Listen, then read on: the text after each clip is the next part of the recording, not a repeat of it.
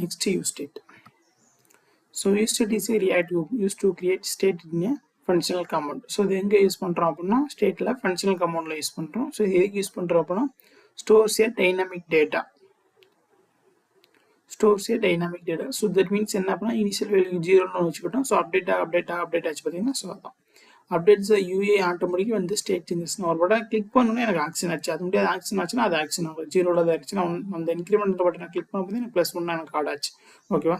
So update the UA automatically when the state changes. Okay. Makes the component re-render. So என்ன பண்றோம் அப்படினா இந்த increment click பண்ணும்போது எனக்கு 1 ஆட் ஆச்சு. So that makes the component re-render சொல்றோம். So இங்க என்ன பண்றோம் அப்படினா constant value set value equal to use state initial value. So இதுதான் syntax. First value வந்து இங்க initial value என்ன கொடுக்குறோம் அப்படினா அந்த வேல்யூ வெச்சுக்கிறோம். set value அதை அப்டேட் பண்ணிக்கிறோம். ஓகே சோ இத நம்ம பண்ணிருப்போம். சோ இங்க என்ன பண்றோம் அப்படினா constant count set count. So use stateல 0 னு ஒரு வேல்யூ வெச்சுக்கிறோம். சோ அந்த கவுண்ட்ல இங்க ஷோ பண்றோம்.